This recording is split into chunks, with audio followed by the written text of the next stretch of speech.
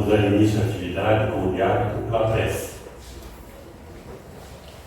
Querido amigo e mestre Jesus, nesse instante em que buscamos unir os nossos pensamentos, Senhor, queremos te agradecer pela oportunidade de aqui estarmos nesse ambiente de paz e de fraternidade, acolhidos por essa casa que nos sustenta há 40 anos, nesse trabalho grandioso de divulgação permanente dos ensinamentos do Mestre Jesus e dos ensinamentos da doutrina espírita. Esse conhecimento, Senhor, que nos ajuda no nosso crescimento pessoal, que nos ajuda no entendimento das nossas dificuldades e no enfrentamento do dia a dia, nesses dias tão difíceis que o mundo todo atravessa. Precisamos dessa presença amiga dos queridos amigos espirituais para nos sustentar no ânimo e na disposição de, em vencendo as nossas dificuldades, buscarmos dar um passo adiante nessa longa escalada evolutiva a que todos estamos sujeitos.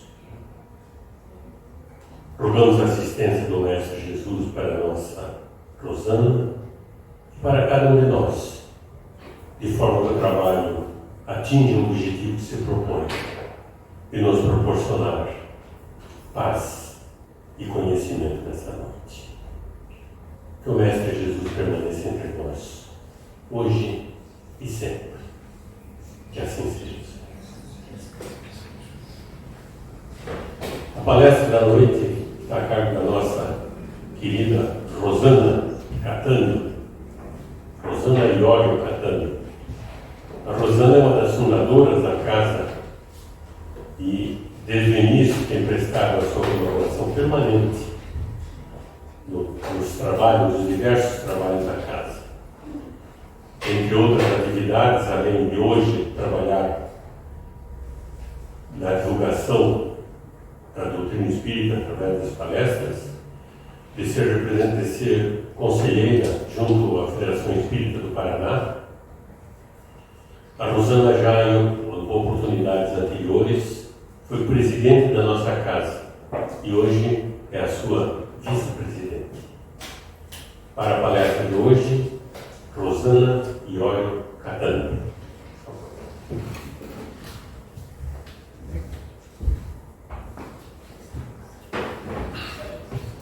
Boa noite a todos, é um prazer estarmos juntos aqui novamente e rogamos poder atingir os objetivos aos quais a gente se propõe. Inicialmente, vamos ver ali na tela, que tem o Advento do Espírito de Verdade, que é um tema muito peculiar e que, na realidade, ele consta dentro do livro O Evangelho segundo o Espiritismo. E ele está no seu capítulo de número 6. E que os itens que o compõem são esses 3 que estão ali dispostos. E é o capítulo mais curto que tem dentro do Evangelho segundo o Espiritismo. Ele é o mais curto, conciso, porque quem o escreve em sua grandeza e em toda a sua extensão praticamente é o próprio Jesus, que é o Espírito de verdade. Então, que nos traz assim a condição de a gente ver a importância desse capítulo. Os capítulos anteriores, eles mencionam a respeito de várias situações, mas que nos levam a ter os princípios da própria doutrina exalados enquanto eles estão ali presentes. Mas o que nos deixa assim mais contentes e felizes é pela exposição justamente do prefácio desse livro, que também é escrito por Jesus, o Espírito de Verdade, e que nos traz a mensagem, como está constando aqui, ele ficou talvez um pouco pequeno, talvez não consigam identificar, por isso eu vou efetuar a leitura. O prefácio se encontra, né, os Espíritos do Senhor, que são as virtudes dos céus, qual imenso exército que se movimenta ao receber as ordens do seu comando, espalha-se por toda a superfície da terra, e semelhantes a estrelas cadentes, vem iluminar os caminhos e abrir os olhos aos cegos. Eu vos digo, em verdade, que são chegados os tempos em que todas as coisas hão de ser restabelecidas no seu verdadeiro sentido, para dissipar as trevas, confundir os orgulhosos e glorificar os justos. As grandes vozes do céu ressoam como sons de trombetas, e os cânticos dos anjos se lhes associam. Nós vos convidamos, a vós, homens, para um divino concerto. Tomai a lira, fazei uníssonas as vossas vozes, que num hino sagrado elas se estendam e repercutam de um extremo a outro do universo. Homens, irmãos a quem amamos, aqui estamos junto a vocês. Amai-vos também uns aos outros, e dizei do fundo do coração, fazendo as vontades do Pai, que está no céu, Senhor, Senhor, e podereis entrar no reino dos céus. Eu acho assim de uma grandiosidade, de uma beleza extasiante esse início, e além dessa questão, ele nos coloca justamente no que realmente aconteceu quando a doutrina espírita veio se colocar junto a nós.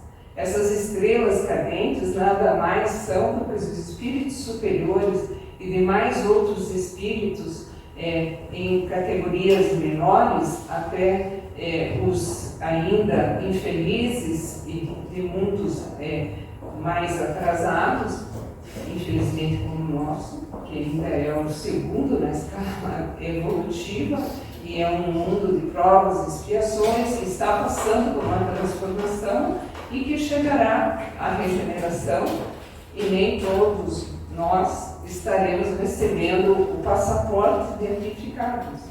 Então, por isso, acho nada mais justo do que 160 anos que efetua-se o aniversário em que veio a cume, às bancas, no caso, a venda do livro do Evangelho segundo o Espiritismo, a gente trazer, né, essa mensagem que menciona a respeito desses espíritos que vieram com o chamamento de Jesus, o Espírito de verdade, para trazer aqui a anunciação de algo muito especial. Mostrar o mundo espiritual aos que aqui habitávamos a Terra. Porque existiu durante toda a vida o fenômeno espírita, sem dúvida nenhuma, sempre aconteceu em diversas religiões, recebendo nomes e citações diferenciadas, que não vem ao caso estar mencionando essa questão, mas que é interessante denotar que eles vieram para justamente estremecer um pouco a condição em que as pessoas estavam aqui, denotando a necessidade de acordarem para o mundo espiritual. Por essa razão, é importante que a gente perceba que essa vinda, ela foi vamos dizer, uma invasão organizada, como a gente tem falado sempre, desses espíritos, para que houvesse a possibilidade de um chamamento maior. É claro que a presença da figura de Jesus ao fundo, o Espírito de verdade, e de Hippolyte de Lyon, Belisário Rivai, nos coloca, sem dúvida, em choque, porque esse senhor, frente às academias francesas e frente até vários países europeus, era uma pessoa conceituadíssima de ilibado conhecimento, de grandiosa potencial intelectivo, e que ele era associado de várias academias científicas e tinha a condição de só ter a possibilidade de falar e escrever corretamente 5 línguas, né? Contando com a francesa, é claro, e fazia traduções das mais diferentes ciências da época com grande versatilidade, porque ele era um homem extremamente culto, além de ser professor.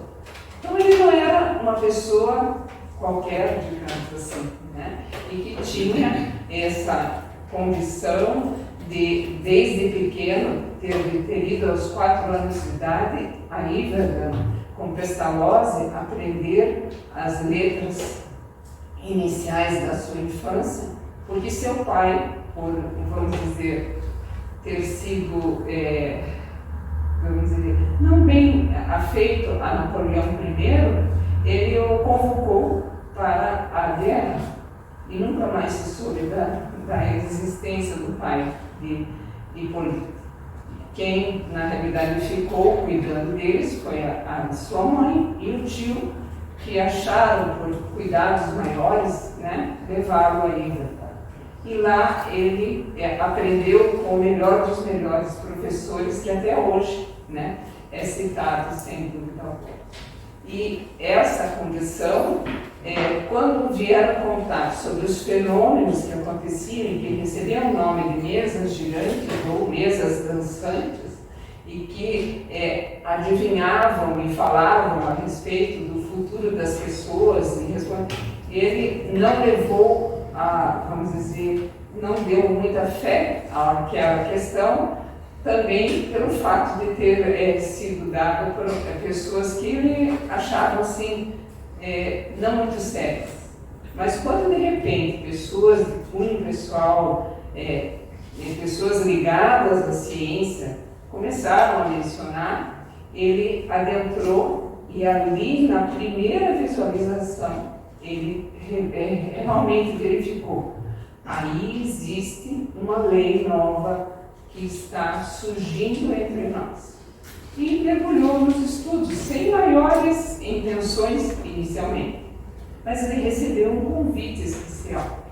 Ele recebeu a afirmativa do espírito amigo dele desde a época das épocas dos druidas, né, nas Gálias francesas, em que ele era sacerdote juntamente com ele, e que ele se chamava Zéfiro, e que estava colocando à disposição um espírito de alta grandiosidade, que daria a ele a possibilidade de começar a entender melhor, com questionamentos que ele pudesse fazer, questionamentos em 15 minutos durante o mês.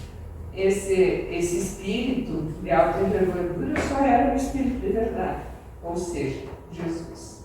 Então, só para a gente imaginar o nível, né, de que estamos falando em relação à capacidade tanto de Hipólito, né, e tanto da condição em que foi lhe perguntado se ele aceitaria ir à frente e poder trazer a lume para a humanidade um grande livro que, sem dúvida, traria, no caso, a felicidade, sem dúvida, a todos nós, desde que a efetuássemos e estudássemos com anseio.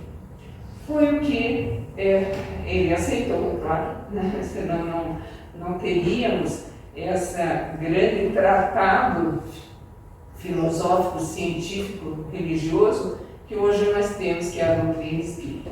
Então, me permitam, por eu ter assim, um especial zelo com a personagem, né, Allan Kardec, que na realidade foi um nome que retirou Hipólito, vamos dizer, das prateleiras científicas, porque ele foi rejeitado, é claro, as academias não o aceitaram mais, porque achavam que estava mexendo com bruxaria.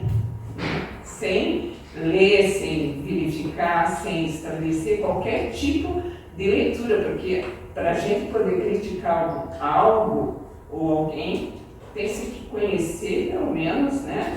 Como dizia-se num dito popular antigo, comer 1 quilo de sal com a pessoa, né? A gente vai comer em colheradas, mas com o tempo para conhecer sempre.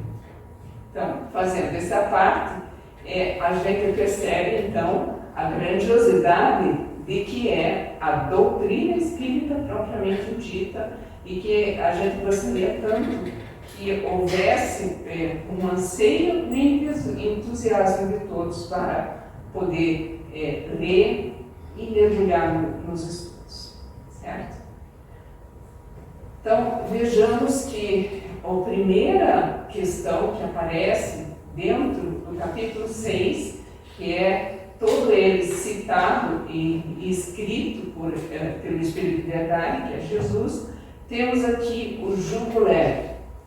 Lembramos que Jesus, quando ele começou o seu périplo buscando os seus discípulos, ele foi a Cafarnaum e começou a chamar nominalmente cada um dos seus discípulos e logo mais em seguida fez quase às margens vamos dizer, do lago de Genezaré ou rio Tiberíades, ele fez esse discurso que era das bem-aventuranças. E nesse primeiro, vamos dizer, desbordar da sua preleção, ele coloca: vinde a mim todos vós que estáis aflitos e carregados, e eu vos aliviarei. Tomai sobre vós o meu jugo, e aprendei comigo, que sou brando e humilde de coração, e achareis repouso para vossas almas, pois é suave o meu jugo e leve o meu fardo. Aqui ele coloca o fardo dele, que realmente não era pesado, porque ele estabeleceu que a gente deveria estar entre os aflitos, ou seja, aquelas pessoas miseráveis que viviam, vamos dizer, à margem da sociedade, trabalhando, tendo sofrimentos dos mais diversos, saúde, perdas de entes queridos e uma série de questões que às vezes abalam as pessoas e que faculta de repente uma colocação não somente em questão financeira, mas em questão psíquica, emocional, né? Que abala o indivíduo e ele não consegue sair de uma rotina, de um estado onde ele não se vê como gente. E esses aflitos os temos ainda presentes aqui no mundo, sem dúvida, mas naquela época era em muito maior quantidade. Mas o que ele pede é que ele diz assim: tomai sobre vós o meu jugo. Qual era o jugo dele? O jugo era amar a Deus sobre todas as coisas e o próximo como a si mesmo, mas utilizando o quê? Um caminho a ser seguido, que foram justamente as bem-aventuranças que ele colocou. Foi um resumo praticamente geral de tudo que ele veio trazer. Apesar de ele, durante todas as caminhadas em 3 anos, ter feito uma série de situações que o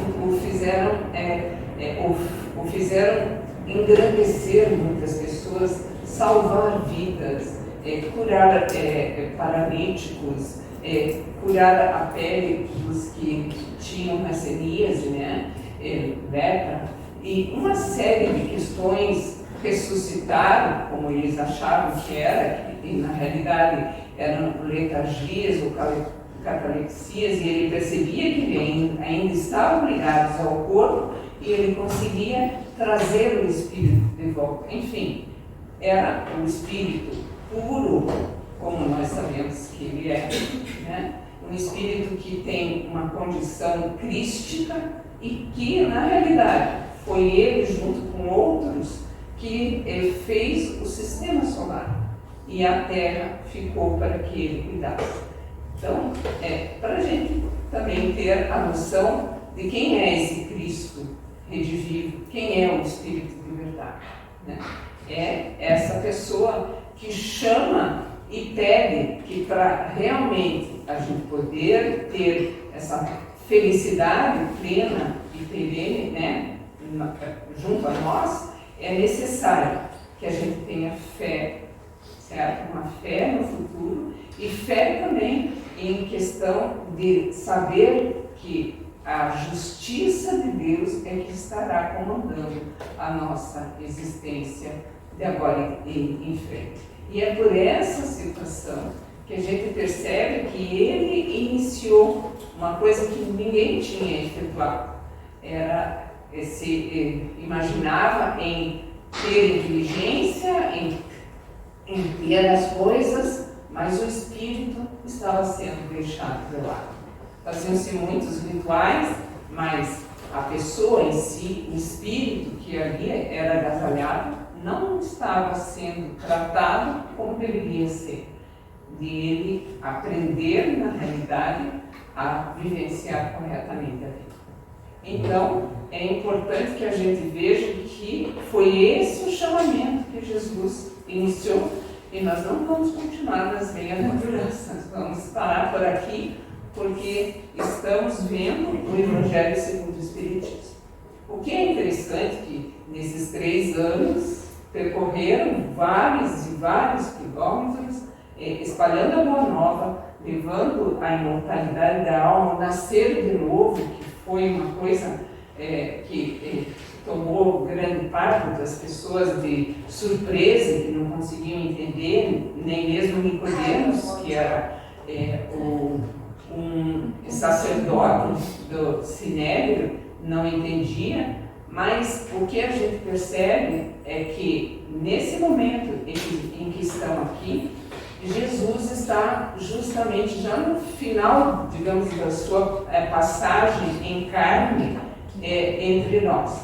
Lembrando que a maioria das pessoas menciona a respeito de que Jesus não tinha a constituição física igual a nossa.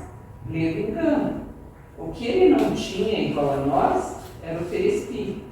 O perispírito dele era tão quintessenciado e utilizava as substâncias do fluido cósmico universal, que é a matéria elementar de tudo, não é nem o bóson de Higgs, não é mais quintessenciada ainda, mais afinada ainda, ela é que compunha o perispírito de Jesus. E é essa condição que o tornava luminescente, com a condição de aparecer, desaparecer, quando lhe fosse necessário e possível.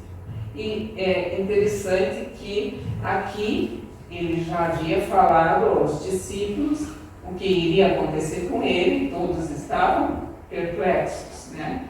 Ele já tinha mencionado outras vezes antes, alguns dias antes, em Betânia ainda, né? Que ele estaria partindo, até o próprio Pedro falou, então não vamos a Jerusalém. Ele disse, não, nós vamos fazer a ceia, vamos estar juntos. E ele sabia até quem o iria trair. E até antes disso ele já havia dito, Judas, vai e faz o que você tem a fazer. E nesse momento é que ele repassa todas as questões que os discípulos deveriam fazer. Deveriam estabelecer, sem dúvida alguma, a condição de espalhar a Boa Nova ainda com muito mais ênfase e formar igrejas que fossem elas todas coesas aos ensinamentos aos quais ele sempre trouxe e estabeleceu. E isso, todos ficaram meio perplexos e começaram daí a conversar uns com os outros para tentar estabelecer assim, um entendimento, será que eu entendi certo ou não? E foi quando, única e exclusivamente, João consegue estabelecer a mensagem que também está aqui do Cristo prometido, que está em João 14, né, no capítulo 14, versículo 15 a 17 e também 26, onde ele escutou que seria isso que está aqui, né? Se me amais, guardar os meus mandamentos, e eu rogarei a meu Pai, e ele vos enviará outro Consolador, a fim de que fique eternamente convosco, o Espírito de verdade, que o mundo não pode receber, porque não o vê e absolutamente não o conhece. Mas, quanto a vós, conhecê-los-ei, porque ficará convosco e estará em vós. Porém, o Consolador, que é o Santo Espírito, que meu Pai enviará em meu nome, vos ensinará todas as coisas e o fará recordar tudo o que vos tenho dito. Quando ele diz ensinará todas as coisas, ele deixa em branco aqui uma citação. Então, Jesus não ensinou tudo. Por que será? A capacidade intelectiva da época não tinha condição de entender questões como, agora a gente falou, o fluido cósmico universal, as vibrações, né, que são efetuadas, o próprio perispírito e uma série de questões que fazem parte da constituição nossa, de todos nós, e que não é porque hoje a gente sabe que antes não tinha. Existia, só que não se sabia e não tinha condições de se saber. Por isso que ele iria enviar esse Consolador prometido bem mais tarde, quando o intelecto, o conhecimento e as condições de vida estivessem melhores e que pudesse haver a apreensão de todas as questões. E é interessante, né, que ele menciona em um outro Consolador, sem mencionar nome e o que vinha a ser. E a gente viu que eram aquela tríade de espíritos encarnados e desencarnados que estiveram aqui presentes enquanto toda a doutrina espírita foi estabelecida. Isso foi por Hipólito, né, que fez um trabalho, eu vou rasgar a seda de novo para ele, mas é que foram 12 anos para escrever 5 livros de um cabedal de conhecimento tão aprofundado e tão irrestrito que até os dias de hoje a ciência ainda não conseguiu chegar em conhecer muitas das questões que ele examinou e trouxe. Então, vejamos que ele, segundo o que ele se coloca, que ele foi o codificador. Ele recebeu todas as mensagens, logo no início, 55 cadernos com inúmeras mensagens que foram agrupadas do mundo inteiro, porque o mundo todo sofreu a ação, digamos, entre aspas, né, dessa atuação dos espíritos junto às pessoas, e que a princípio só mexiam as mesas, mas depois começou a tomar um corpo diferenciado, onde pela psicofonia e principalmente a psicografia, houve a condição de ele poder ter a mensagem vindo de todos os lugares e poder verificar se existia uma correlação com assuntos que surgiam em outros lugares e se aquilo era factível ou não. E é claro, ele, além dessa questão, ele criou uma revista espírita, era uma revista científica. Como que funciona a revista científica? Agregam-se algumas mensagens, no caso, porque era esse o veículo de informações, né? Ou diálogos, ou questionamentos que eram feitos utilizando os médiuns e os espíritos repassando as suas histórias, as suas questões, e ele tornava público através da revista. Se havia concordância, ele recebia só de 200 a 300 cartas mensais falando sobre os acontecimentos dos outros países todos. E isso facultou que ele tivesse a condição de ter a resposta e ver a universalidade do pensamento, que era exatamente as mesmas questões e atuações. Então, como é interessante a gente perceber, né, que todas essas questões que foram estabelecidas por Hipólito têm um respaldo muito grande e que demoraram 12 anos para se estabelecer toda uma doutrina que hoje é um pivô para nós em relação a um tratado de filosofia, ciência e religião que não existe igual no mundo. Mas, dando continuidade antes que vocês durmam sentadinhos, só chamando a atenção, cada um dos itens que a gente está mencionando, eu vou só voltar aqui atrás, vejamos que esse no jugo leve, esse é o item número 1, realmente, do capítulo 6, certo? Depois, esse aqui, o Cristo prometido, dentro do capítulo 6, é o terceiro item que consta, né? Porque embaixo apenas tem um descritivo de Kardec em relação à época, né? E aqui, o Cristo Consolador é o item número 5 do próprio capítulo 6, só que não tem descritivo de Kardec, porque aqui é o próprio Jesus, ou o Espírito de Verdade, falando e vai até o final do capítulo. É um capítulo curto, que vão 3 a 4 páginas apenas, mas o conteúdo para justamente arrebatador. Né? Então vejamos aqui. Venho como outrora aos transviados filhos de Israel trazer-vos a verdade e dissipar as trevas. Escutai-me o Espiritismo, como o fez antigamente a minha palavra, tem de lembrar aos incrédulos que acima deles reina o imutável verdade, o Deus bom, o Deus grande, e faz germinem as plantas e se levantem as ondas. Revelei a doutrina divinal, como um ceifeiro reúne em feixes, e bem esparso no seio da humanidade, e disse: vinde a mim todos vós que sofreis, Espírito de verdade.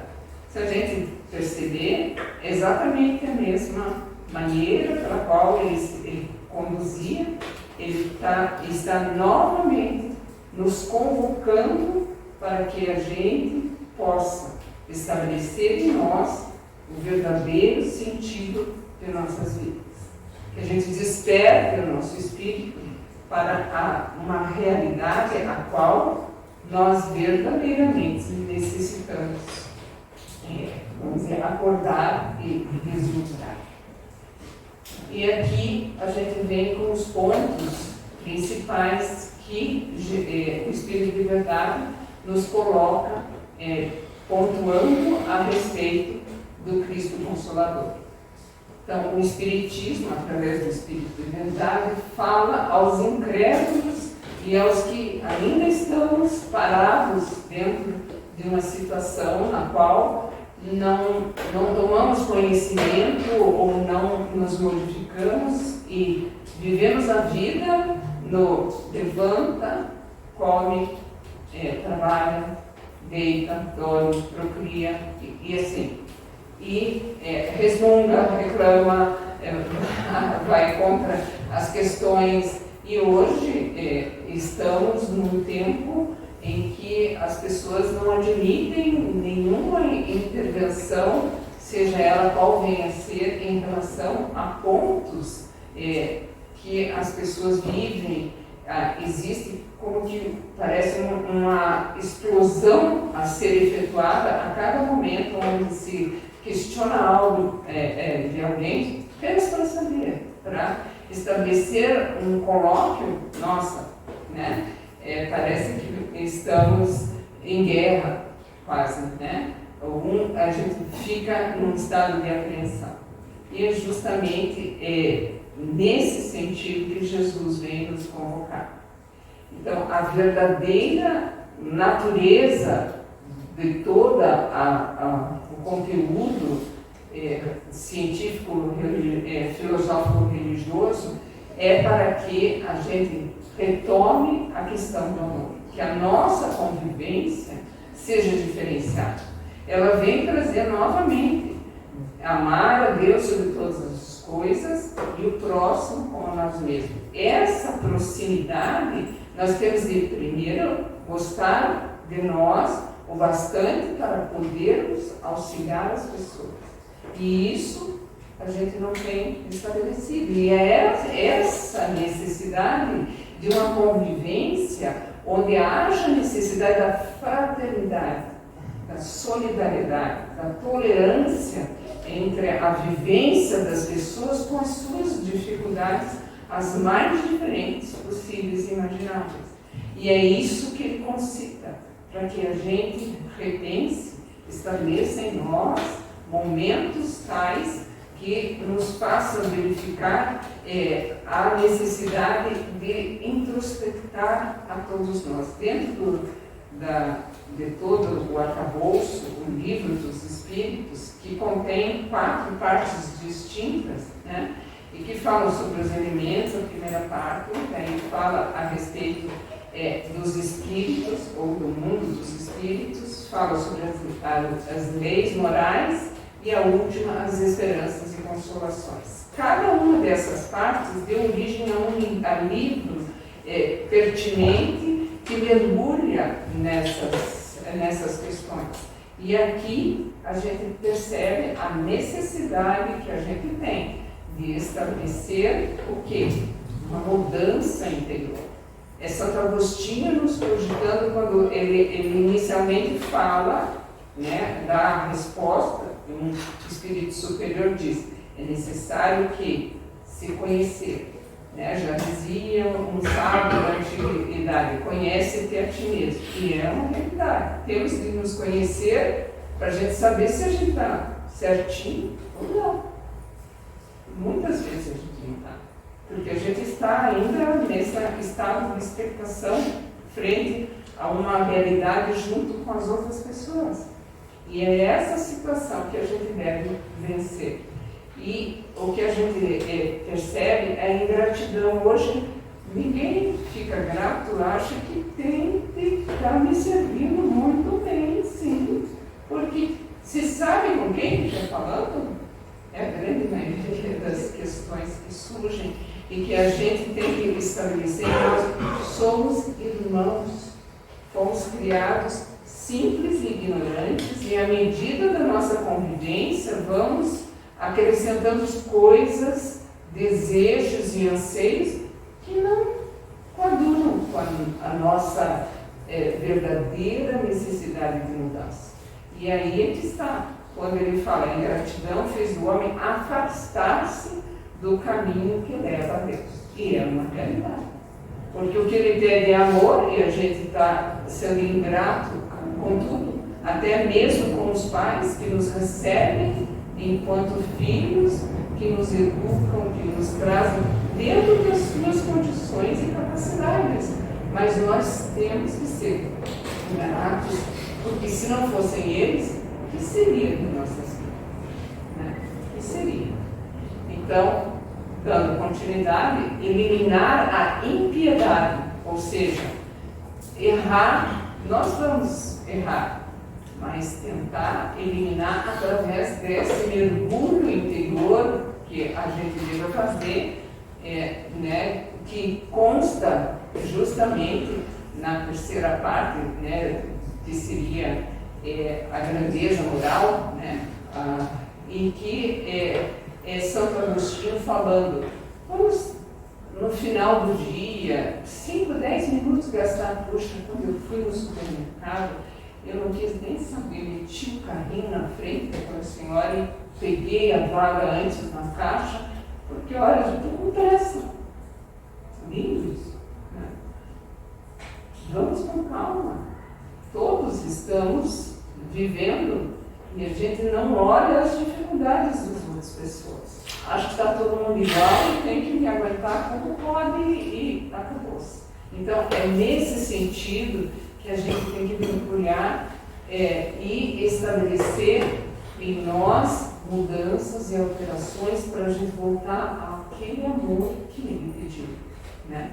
E é claro, como a gente errou e a gente tem uma vida toda, porque somos imortais, né? Então vamos deixar para a próxima encarnação. Só que vai, às vezes, criar um constrangimento que piora a convivência. Vão surgir mais agregados juntos, porque a gente fez a rodo tudo errado e vai vir, às vezes, na mesma situação. Então, essa é a nossa necessidade desse mergulho. Ninguém está pedindo para que seja extirpado, pega o passaporte que eu falei, que não vai ficar aqui, vai para o mundo inferior de uma vez. Somos irmãos, então vamos nos ajudar. É essa a situação. Outro dia uma moça, que ela não é espírita, falou que é impressionante, vocês não querem nem saber quem está precisando, vocês vão ajudando. Nós não. A gente só ajuda quem é congregado nosso. Então veja a diferença. Então, são todos irmãos, independente se ele é verde, azul, amarelo, que religião que possua, todos nós precisamos crescer. E às vezes é só como exemplo, às vezes é necessário isso. Não vamos eliminar a impiedade como as guerras de Pilo, né? Que morreu todo mundo, acabou todo mundo, sim. E agora? Não tem quem que possa seguir em frente. Então, né, a necessidade de a gente começar a arregaçar as manguinhas para nos modificarmos.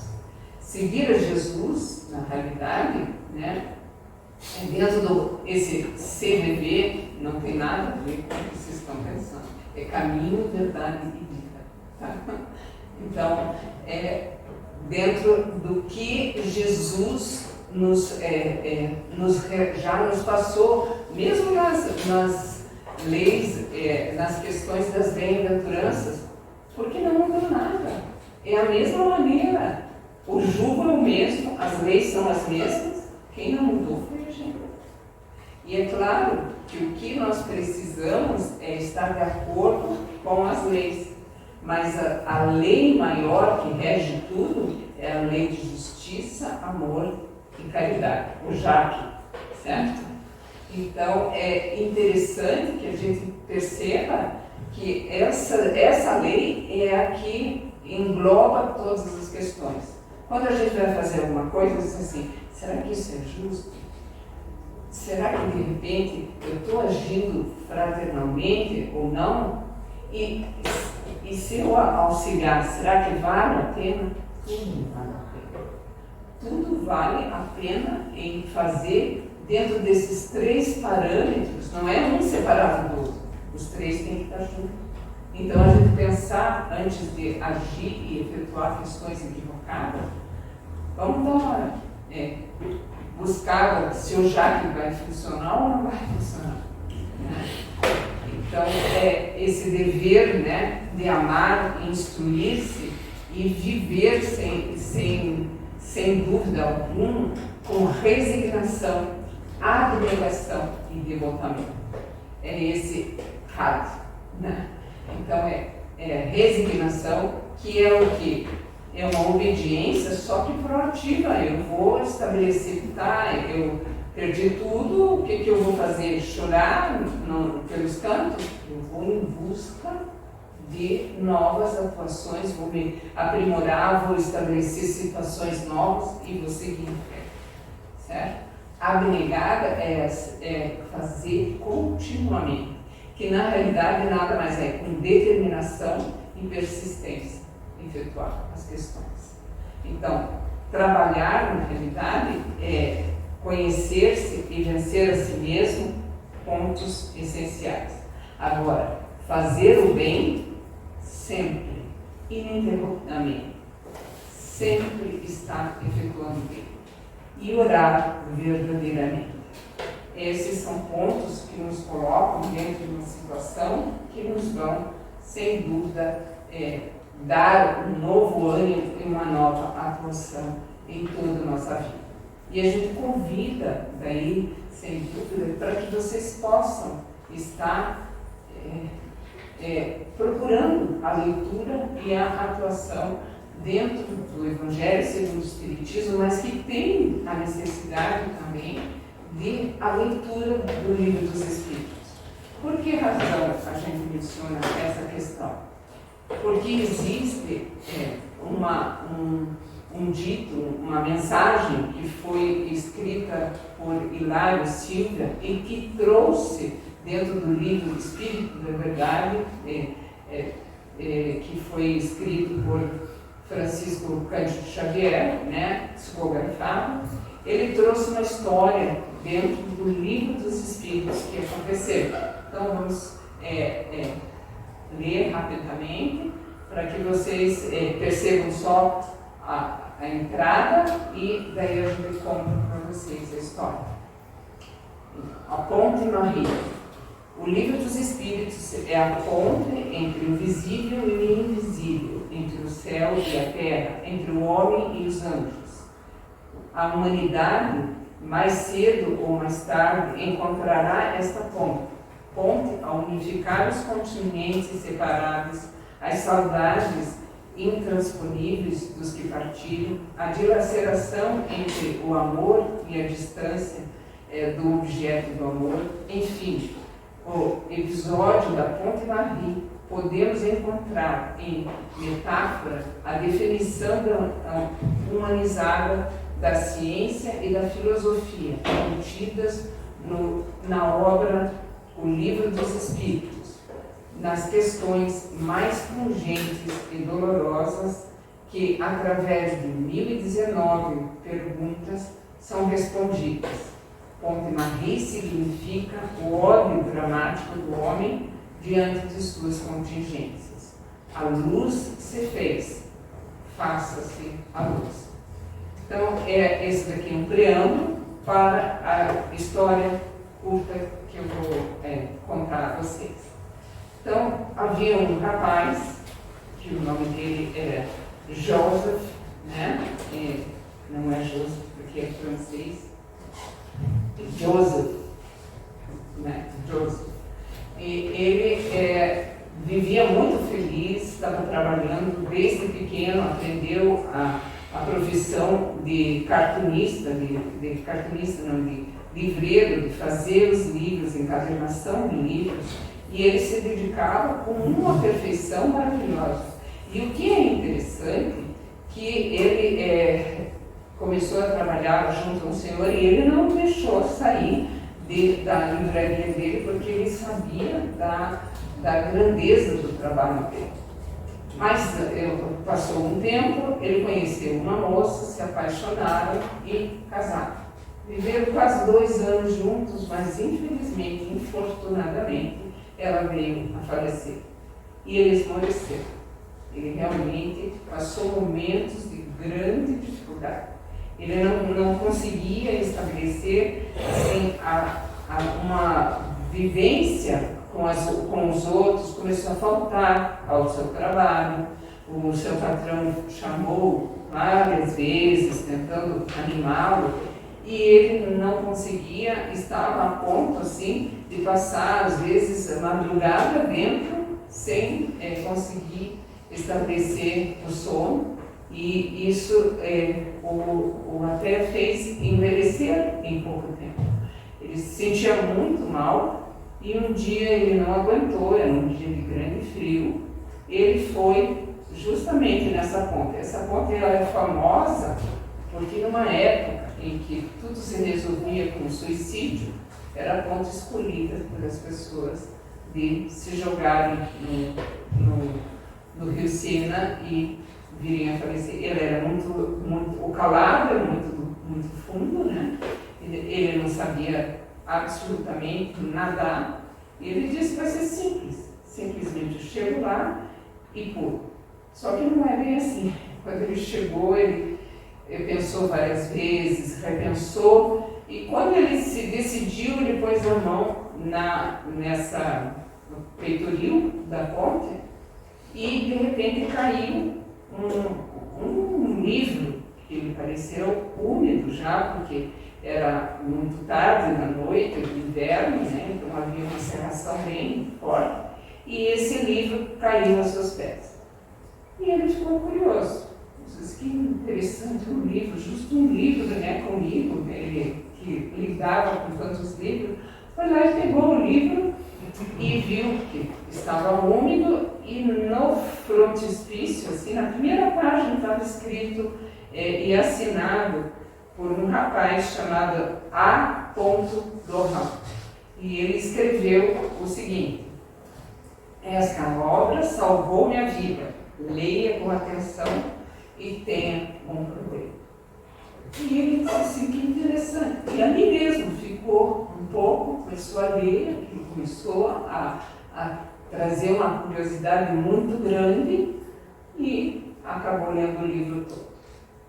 E nessa mesma época, que era 1860, estava Hippolyte de Lyon de Lissac-Vaille, que era já Allan Kardec, com enormes problemas, muitas dificuldades, até financeiras. O tio dele havia utilizado o colégio onde ele lecionou uma época para, vamos dizer, apostar, e perdeu tudo aquilo.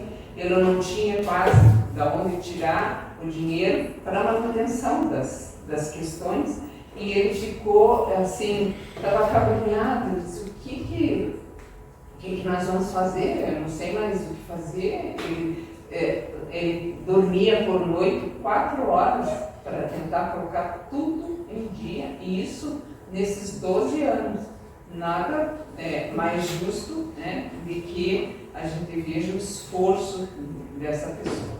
Mas ele estava acabrunhado porque no Prolegômenos do Livro dos Espíritos, que é a segunda entrada do livro, é uma carta praticamente escrita por um espírito em nome de todos os outros que assinam no final, falando do trabalho que ele teria e o quanto ele sofreria, porque eles diziam que ele estava ficando rico, né? E ele já tinha sido alertado por os espíritos que essas questões iriam acontecer. Ele tinha sido sonegado a sua entrada na academia, não permitiam que ele adentrasse. Ele foi deixado de lado por vários amigos que não queriam sequer cruzar uma rua para não estabelecer contato. Então, uma série de questões, ainda mais essa financeira, e ele estava assim, acabrunhado. Daí chega a Amélie Goudet, sua esposa, com um pacotinho, e que entrega para ele esse pacote, e ele viu que se tratava de um livro lindamente decorado, escrito com a capa dura, escrito em aquele dourado, né, imitando ouro, belíssimo. E dentro tinha justamente o livro que esse rapaz, o Joseph, tinha recebido, tinha caído aos seus pés. Ele recuperou todo o livro e colocou embaixo ao que tinha colocado no rabo. Salvou-me também. Deus abençoe as almas que cooperaram com a sua publicação. Então vejamos que se pode tirar, pessoas tensionam tirar a sua vida, uma doutrina que nos eleva pedindo para que nós tenhamos o trabalho de nos melhorar, porque realmente é algo que vem de uma dimensão superior. Obrigado por ouvirem a nossa e até mais.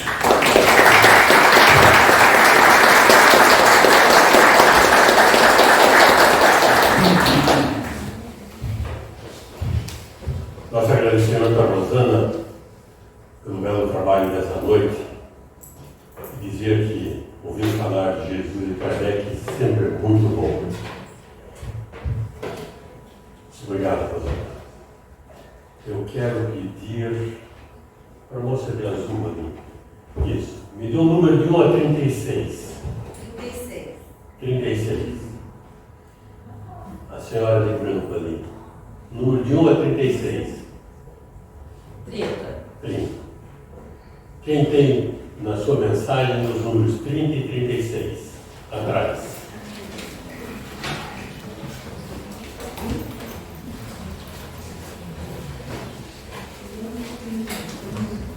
Tá lá. Nesse ano, o nosso Evangelho segundo o Espiritismo comemora seus 160 anos de publicação. O 36 não tem? Não?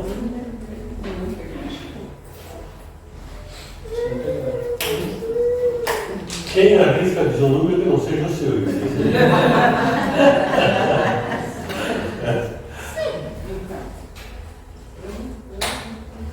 Hoje é dia 24. Quem tem o número 24? Apareceu. O livro que está sendo entregue é o Evangelho segundo o Espiritismo, que nesse ano comemora 660 anos de publicação. Essa obra, uma das obras que serviu de base para o trabalho da Rosana dessa noite. O Evangelho segundo o Espiritismo pode ser lido de capa a capa, é muito bom, e também pode ser usado como um calmante, né? Como uma oportunidade de aliviar as nossas tensões, abrir ao acaso uma página e ler quando precisar e quando necessitar. Então, é uma obra que deve estar sempre ao nosso lado para servir de colaborador nas nossas dificuldades. Com toda certeza nos atende muito bem. Nós vamos encerrar a primeira parte do nosso trabalho desta noite pela palestra, em seguida passaremos ao trabalho dos passes. Pedimos que os que vão tomar o passe, por favor, aguardem sentados nos seus lugares, que todos serão chamados. Querido amigo e mestre Jesus, ao encerrarmos a atividade desta noite, Senhor, queremos agradecer pela oportunidade de conviver nesse ambiente de paz, de fraternidade, de renovarmos as nossas forças, mercê da misericórdia dos amigos espirituais que nos atendem fluidicamente, ofertando a cada um de nós de acordo com as nossas necessidades, além da mensagem da noite que nos faz refletir sobre a importância das nossas vidas, indicando-nos o melhor caminho a seguir, para que sejamos capazes de colaborar com a criação divina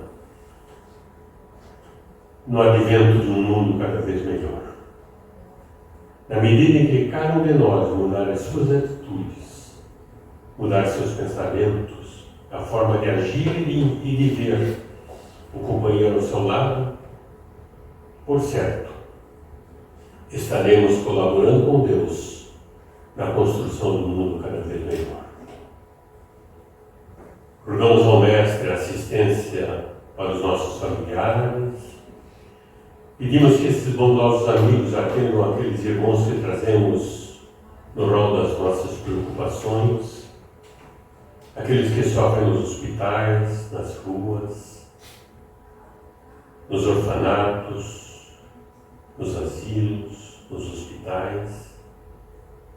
Que o nosso pensamento possa evocar a presença maravilhosa do Mestre Jesus, levando a cada um aquilo de que necessita para fortalecê-lo, ofertando-lhes melhores condições e esperança de melhores dias.